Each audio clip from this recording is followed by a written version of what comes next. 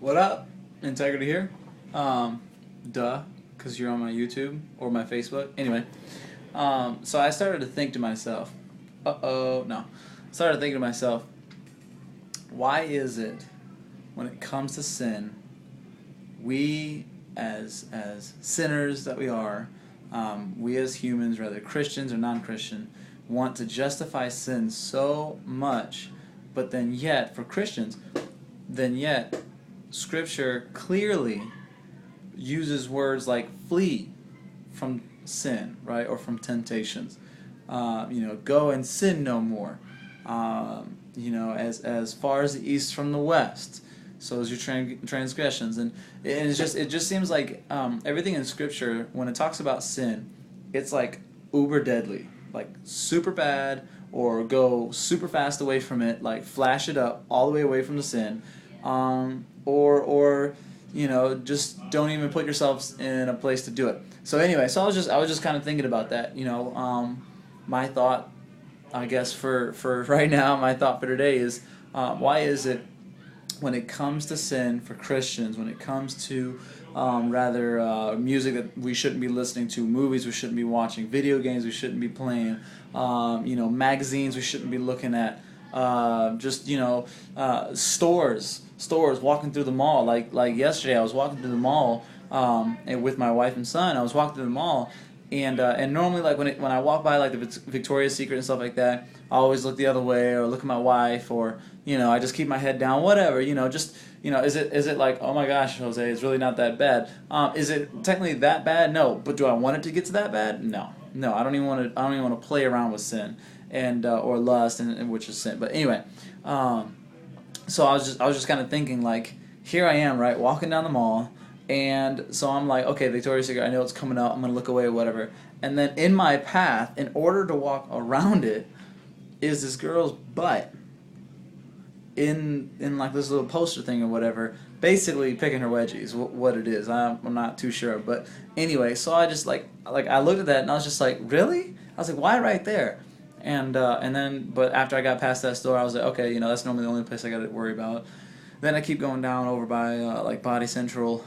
My wife wanted to go there, and so we walked over that way. And I knew the American Eagle underwear place or whatever had something. So just a normal look away or whatever. But then as we walked out of Body Central later, once we were done, there was just another picture of a lady just full blown in her lingerie, just kind of like looking whatever.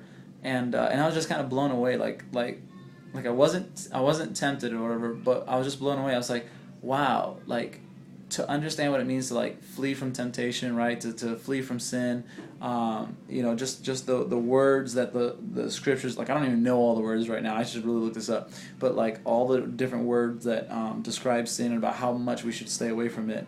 I was just thinking, like, yesterday, I'm like, man, you imagine like how much if I was like by myself and allowing myself to meditate on music that encourage sex before marriage or fornication in any way, whatever. Watching movies that are all about it, like go watch the movies that are like all about the one night stand or just have fun or whatever, and and just whatever. Like, I just go on, right? So if I was like indulging in all these different things, I think yesterday, if I was by myself, I would have had a hard time not lusting. Like, would I just like sat there and drooled? No, that'd be kind of creepy.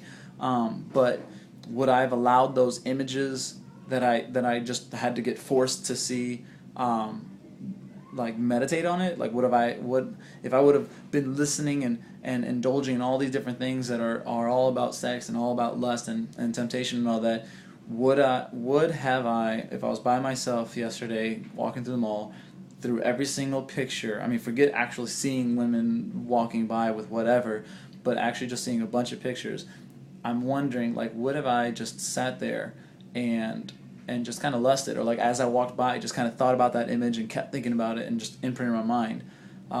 So anyway, so I just thought about that, like, just thinking about sin in general. Some serious stuff is said about sin. It leads to death. That's about as serious as it can get right there. It leads to death. It separates us from God. That's eternal death, eternal damnation in hell.